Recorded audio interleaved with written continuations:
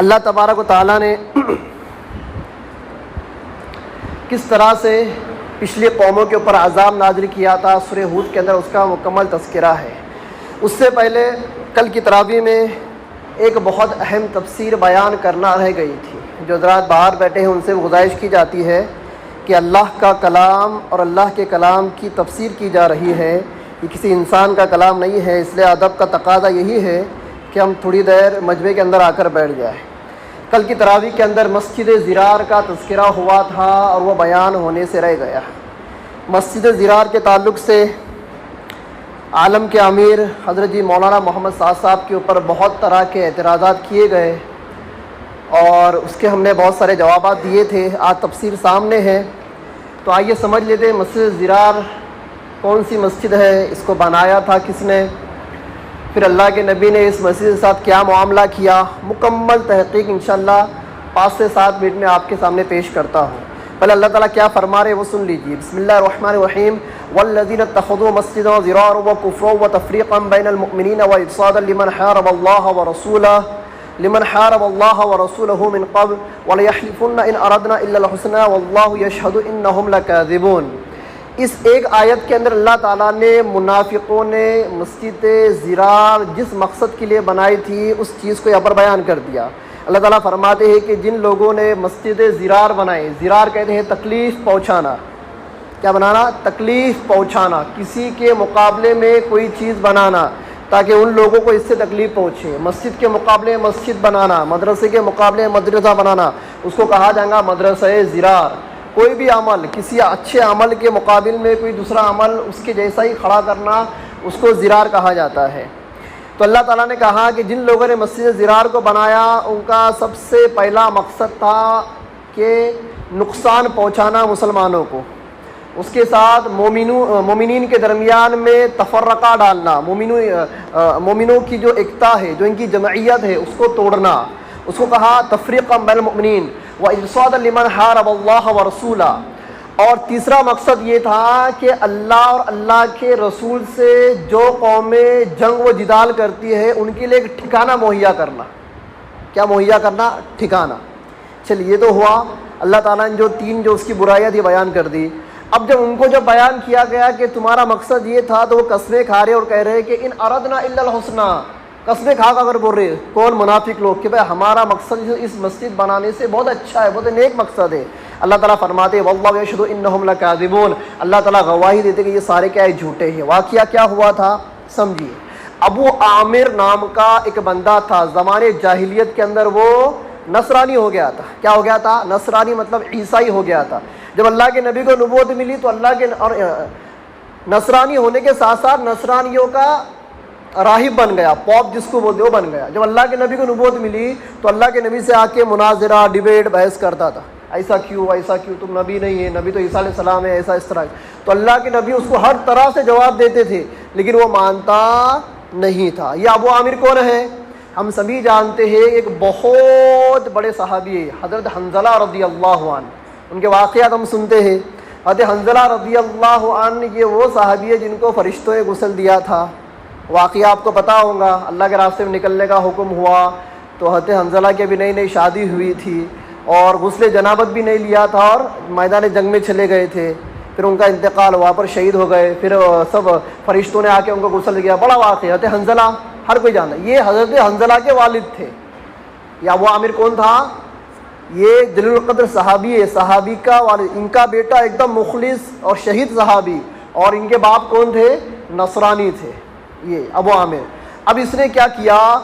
اللہ کے نبی سے جو ڈیبیٹ کرتا تھا ہمیشہ ہارتا تھا، اور پھر اس نے آخر میں اللہ کے نبی سے کیا کیا؟ ایک معاہدہ کیا۔ معاہدہ مطلب ایک دعا کی کہ چلو ٹھیک ہے، تم اپنے آپ کو نبی بولتے نا، تم ایک دعا کرو، میں ایک دعا کرتا۔ وہ دعا یہ ہے کہ اگر تم حق پر ہو تو میں رسوا ہو جاؤں گا اور میں اپنے گھر والوں سے، احباب سے، اقارب سے دور جا کر ایک دم گمنام کی موت مر جاؤں گا، اور اگر میں حق پر ہے اور محمد صلی اللہ علیہ وسلم تم اگر گمراہی پر ہے تو تمہارا حق بھی ایسا ہوگا۔ آؤ چلو دعا کریں۔ اللہ کے نبی نے دعا کری، ٹھیک ہے میں بھی دعا کرتا ہوں۔ پھر کیا ہوا؟ اس نے وہاں پر اللہ کے نبی کو چیلنج دیا، آج کے بعد تمہارے جتنے دشمن رہیں گے ان دشمنوں کے ساتھ میں کھڑا رہوں گا۔ ڈائریکٹ منہ پہ بولتا تھا، ڈائریکٹ منہ پہ۔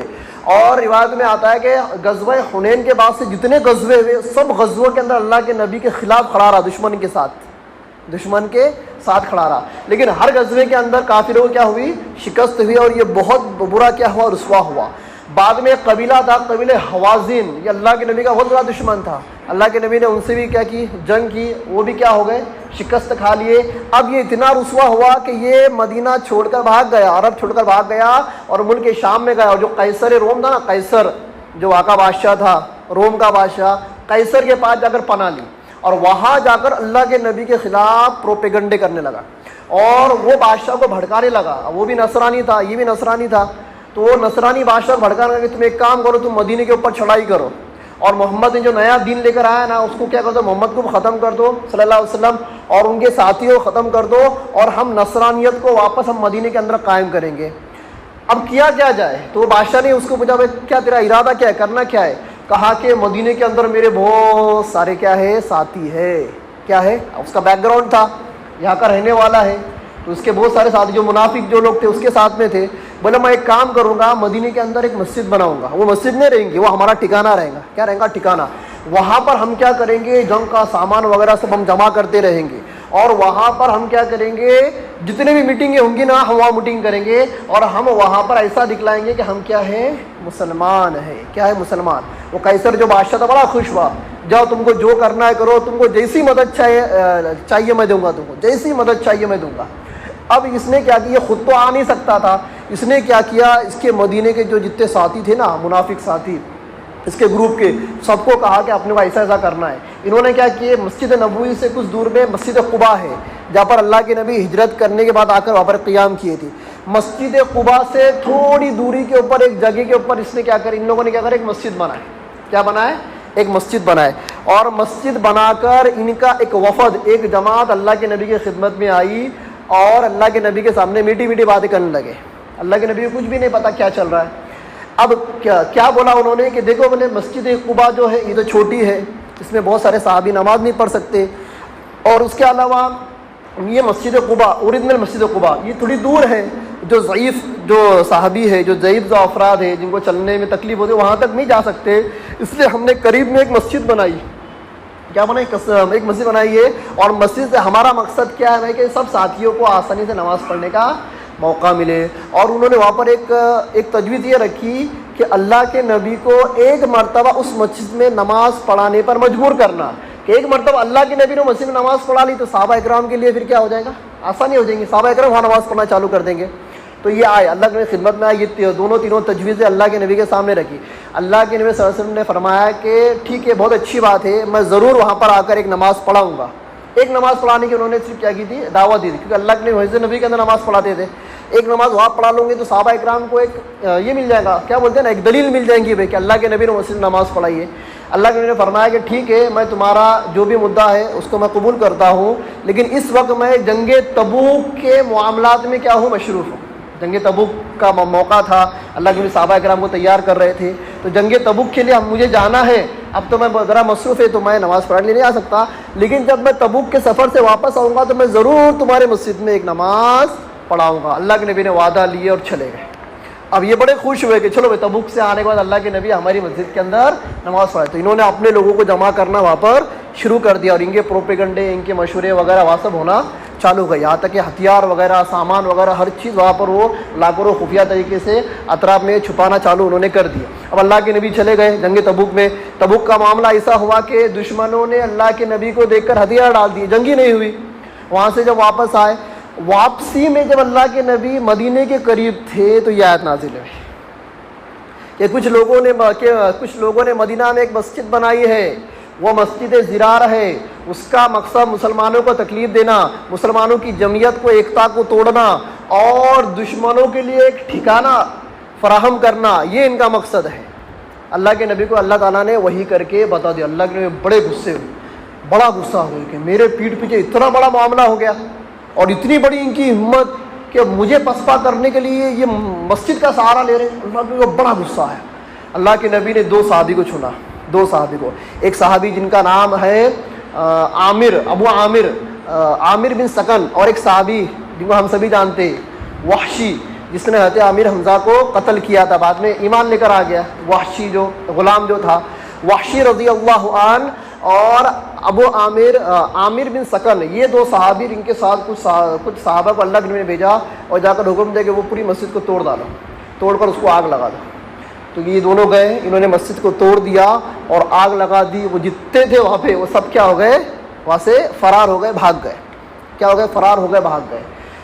پھر کیا ہو گیا، اس کو مکمل تہس نہس کر دیا۔ پھر اللہ کے نبی کیا ہو گئے، بہت چوکنا ہو گئے کہ کافروں کی اور منافقوں کی اتنی ہمت ہو گئی کہ یہ ہمارے اندر گھس کر ہماری جمعیت کو توڑنا چاہ رہے ہیں اور مسجد کے نام سے ہمارے خلاف ایک بڑا پروپیگنڈا کرنا چاہ رہے تھے۔ تو اللہ کے نبی بہت محتاط ہو گئے، بہت کیا ہو گئے، محتاط ہو گئے۔ بہرحال یہ تھی مسجد ضرار۔ اس کا آگے حشر کیا ہوا اور آج تک اس کا حشر کیا ہے وہ بھی سن لیں۔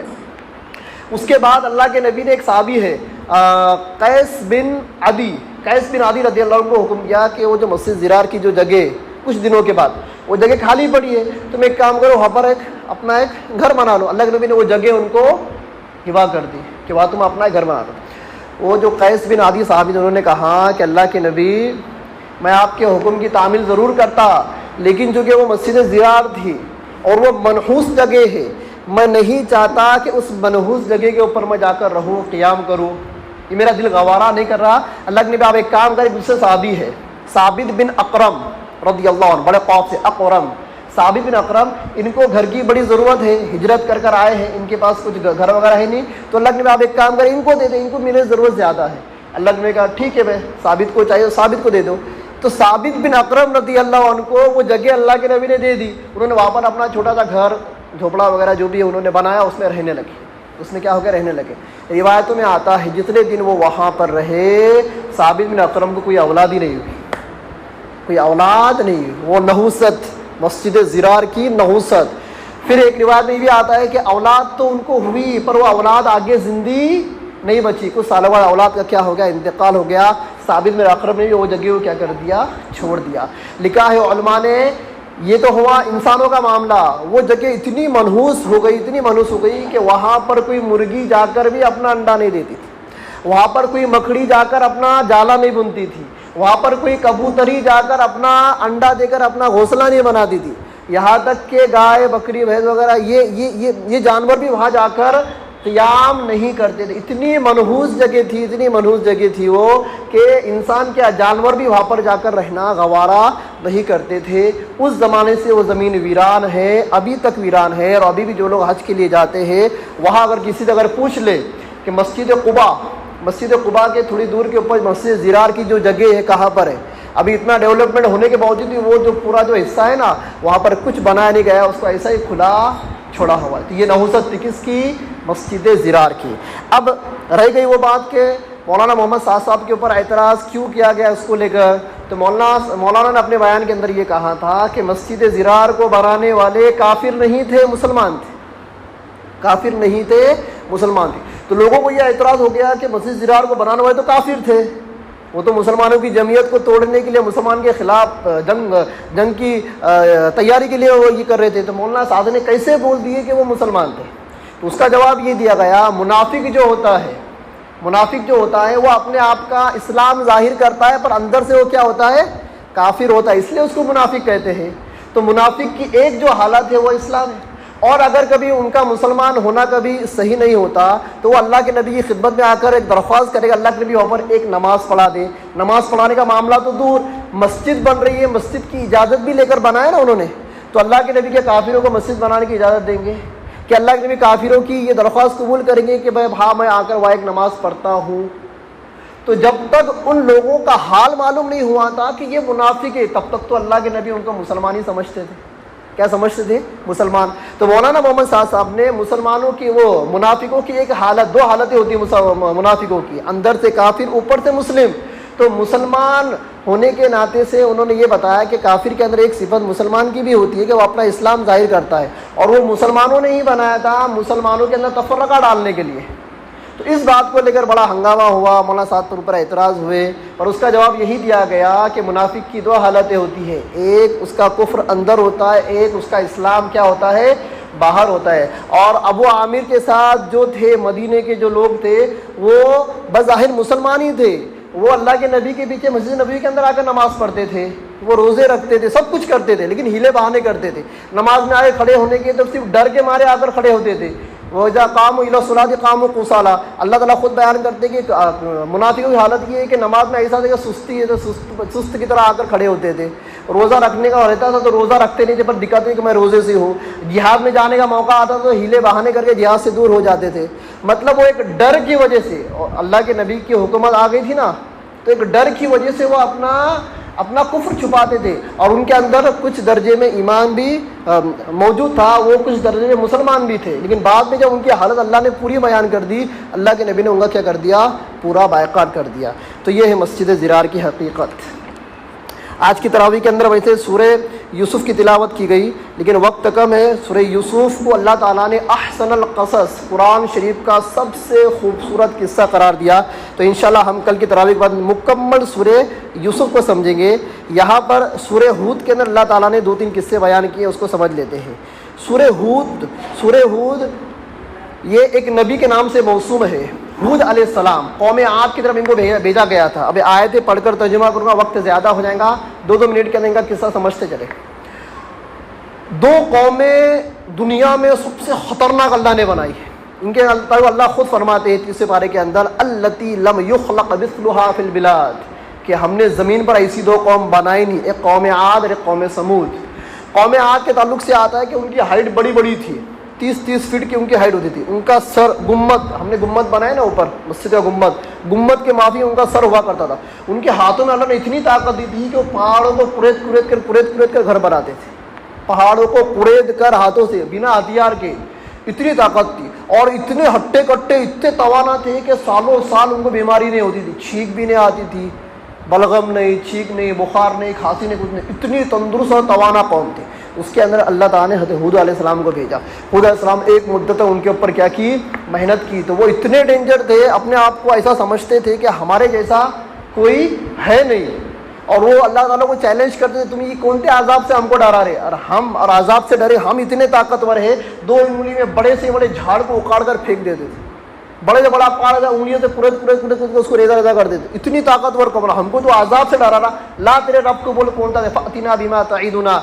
ہود علیہ السلام, لاؤ تمہارے رب کون تھا عذاب ہمارے پر, ہم نے ڈرتے. ایک مدت اللہ نے ان کے اوپر عذاب بھیجا. 2 قسم کے عذاب آئے. ایک عذاب ایسا آیا کہ جبرائیل علیہ السلام نے ایک چیخ ماری. کیا ماری؟ چیخ, آواز.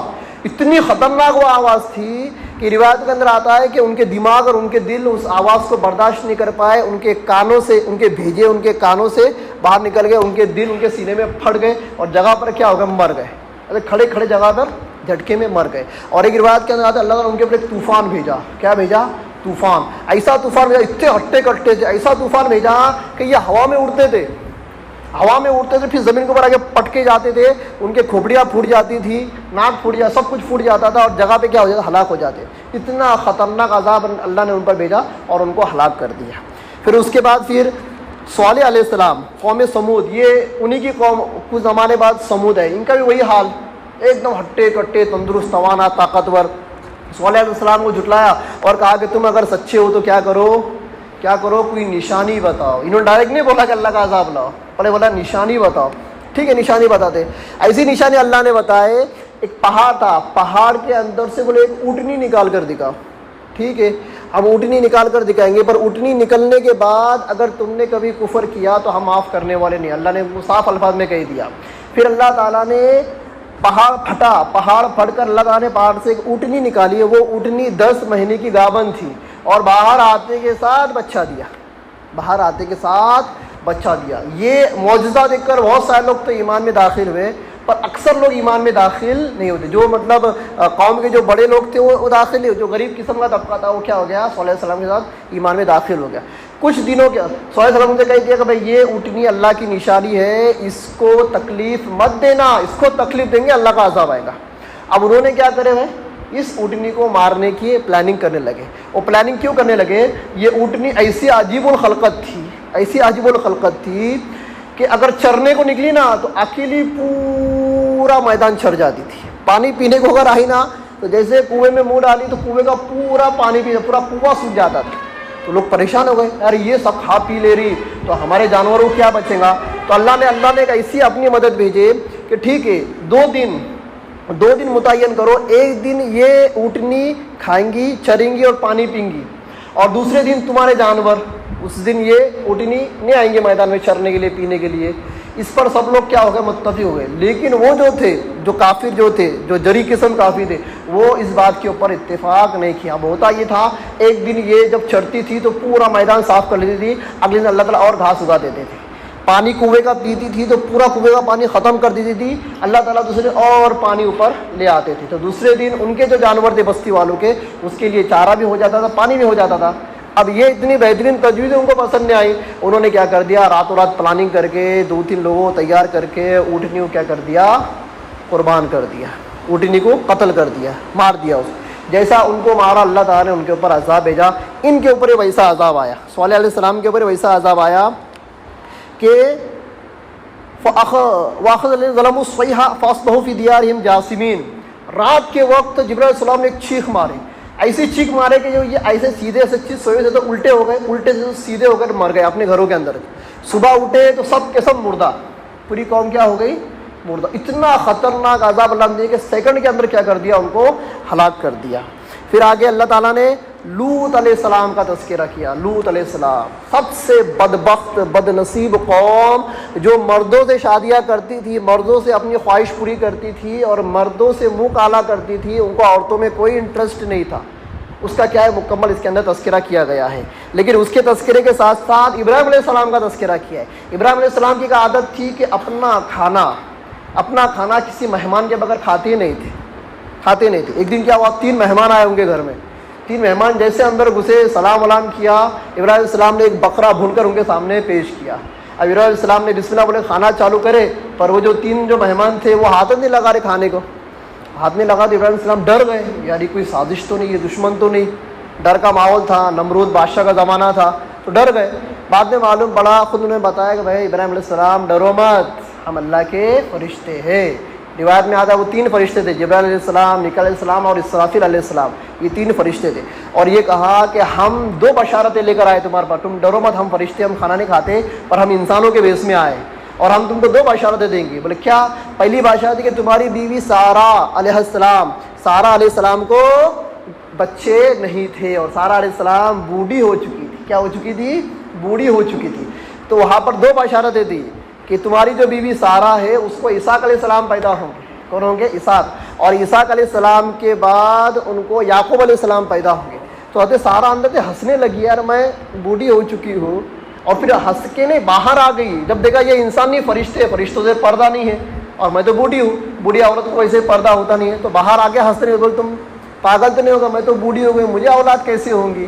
तो उन्होंने कहा क़ालू अतअजबीना मिन अम्रिल्लाहि, क्या तुम अल्लाह की रहमत से ताज्जुब करते हो? अल्लाह की रहमत से क्या ताज्जुब करते? अल्लाह ताला चाहे बिना बाप के भी औलाद दे दे, तुम्हारे पास तो सारे असबाब है, सारे असबाब है। ये तो हो गई पहली बशारत। दूसरी बशारत ये, इब्राहिम अलैहिस्सलाम कहा कि तुम्हारा जो भतीजा है ना लूत अलैहिस्सलाम इब्राहिम अलैहिस्सलाम के भतीजे थे। और एक वो ज़माना ऐसा था कि एक ज़माने में कई नबी हुआ करते थे। एक नबी इराक के अंदर, दूसरा नबी अरब के अंदर, तीसरा नबी समझ लेना अंदलुस के अंदर, ऐसे अलग अलग कंट्री के अंदर अलग अलग नबी, एक ज़माने में कई नबी हुआ करते थे। तो इब्राहिम अलैहिस्सलाम उधर थे, तो इधर उर्दून के इलाके में लूत अलैहिस्सलाम क्या थे?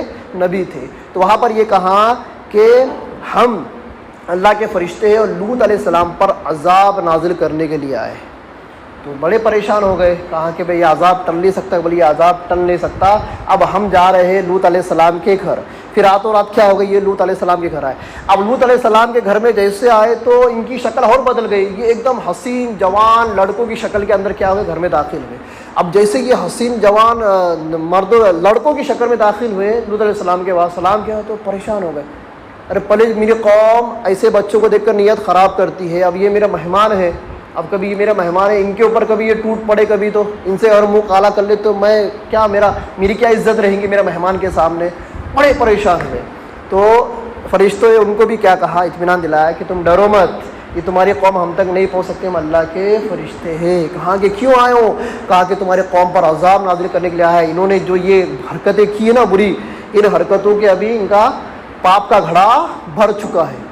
ये बड़े परेशान है। बोला अब मैं क्या करूं? तुम्हारा एक ही काम है, तुम रात की तन्हाई के अंदर जो लोग मुसलमान हैं और अब तुम्हारे घर वाले जो है جو بچی آئے تمہاری جو اولاد ان کو لے کر تم کیا ہو جاؤ راتوں رات نکل جاؤ, اس بستی کو ہم مکمل ہلاک کر دیں گے, اور تمہاری بیوی کو چھوڑ دینا. ان کی بیوی اسلام میں داخل نہیں ہوئی تھی. ایک روایت کے اندر آتا ہے کہ جب یہ بچے, یہ 3 فرشتے بچوں کی شکل میں جب گھر میں داخل ہوئے تو نبی صلی اللہ علیہ وسلم نے ان کو چھپا دیا ایک روم کے اندر. ان کی بیوی نے جا کے ان کے قوم کے جو اوباش قسم کے, جو بدماش قسم کے جو بچے لوگ تھے نا, ان کو بتا دی جا کر کہ ہمارے گھر میں 3 مہمان آئے ہیں, بڑے خوبصورت ہیں. اب وہ تو تھے ہی مردوں کے طالب, سیدھا آئے اور گھر میں گھس گئے. کہاں ہیں وہ لوگ, کہاں ہیں لوگ؟ تو نبی صلی اللہ علیہ وسلم نے کہا کہ دیکھو ایسا مت کرو, تم کو اگر شادیاں کرنا ہے تو تم عورتیں موجود ہیں, ان عورتوں سے میں تمہاری شادیاں, میری بچیوں تمہاری شادیاں کرا دوں گا. نبی صلی اللہ علیہ وسلم کی 2-4 لڑکیاں تھیں, اور ان کی شریعت کے اندر کافر کا نکاح مسلمان سے جائز تھا. خود اللہ کے نبی جب تک نبوت نہیں آئی زمانے جاہلیت کے اندر بھی کافروں کے ساتھ رشتہ جائز تھا. اللہ کے نبی کی 2 بیٹیاں عتبہ اور ابو لہب کے بیٹے کے نکاح کے اندر تھی, دونوں کافر ہی تھے. تو اس زمانے وہ شریعت میں جائز تھا. بعد میں کیا ہو گیا, یہ سلسلہ بند ہو گیا, کافر سے مسلم کا نکاح نہیں ہو سکتا. تو انہوں نے ایک دم عاجز سے کہہ رہے کہ یہ میری بیٹیاں ہیں, میں چاہوں تو میں تمہارا نکاح ان سے کرا دوں, تم ان سے اپنی خواہش پوری کرو. تم لڑکوں کی تم کو خواہش کیوں ہے, یہ بہت برا کام. تم کو سمجھا رہے, ان کو بول رہے کہ نہیں وہ کون ہے, ان کو سامنے لاؤ.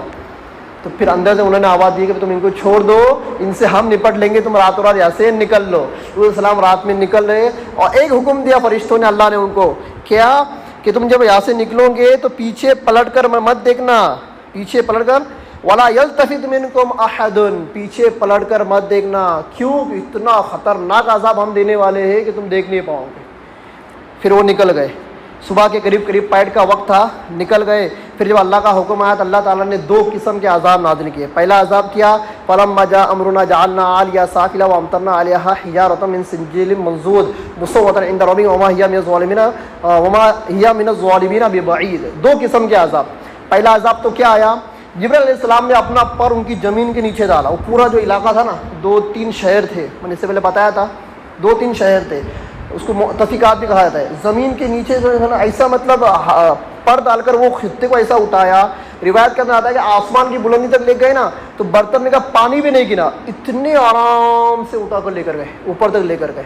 یہاں تک لے گئے کہ فرشتوں نے اس زمین کے حصے میں جو جانور تھے, کتوں کے بھونکنے کی, جانور چلانے کی آواز فرشتوں نے سنی. اتنے اوپر لے کر گئے آسمان کی, اور آسمان کی بلندی سے جبرائیل علیہ السلام نے اس حصے کو پلٹا کر زمین کے اوپر دے مار.